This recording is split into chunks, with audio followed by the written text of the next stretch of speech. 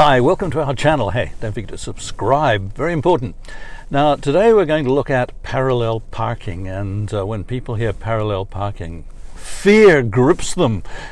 People say, I've heard it's really hard to parallel park, and it's probably the biggest fear people have when they do their driving test, when they're learning to drive. How do you parallel park? Isn't it hard? Actually, there are tricks to it. So here's a question for you. Have you ever eaten a pizza? Because I'll tell you, if you've eaten a pizza, you can parallel park. Now, let me show you how it works. So, we'll have a look at the sequence. We're going to drive up and parallel park behind the car that's immediately up ahead here.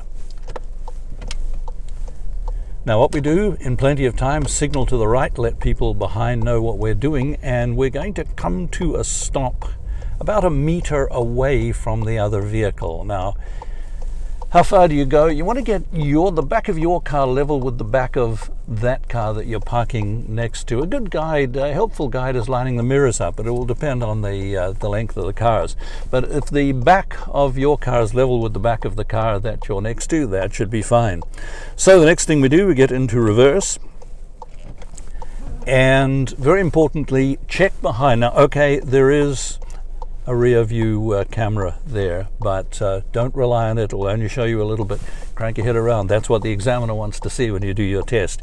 And also check for any traffic coming towards you, because as we go back, the car's going to swing out to the left, and that could connect with a car there. So we look all around, checking for pedestrians as well. Somebody could rush out and get into the car that we're parking next to.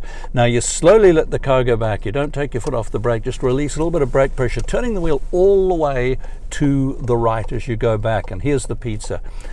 Stop at a pizza slice, a 45-degree angle. Now you can see now we're at a 45-degree angle with the curb. So there's your pizza slice.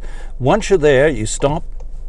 It's one of those maneuvers you shouldn't really do as a flowing thing. Just stop, make sure everything is perfect.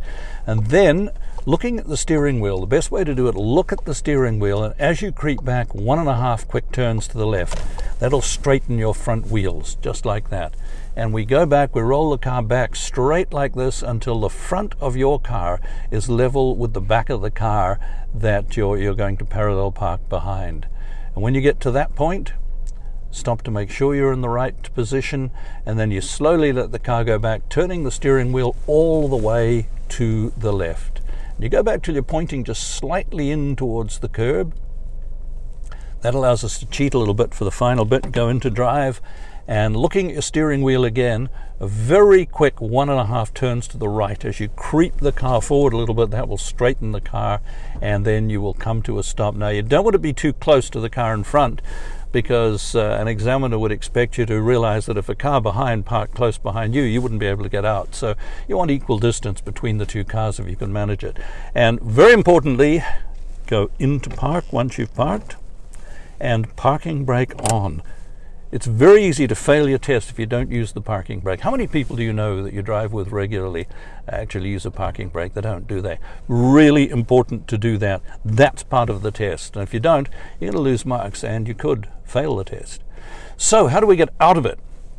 Well, we need to get into reverse, release the parking brake, and we'll check behind us.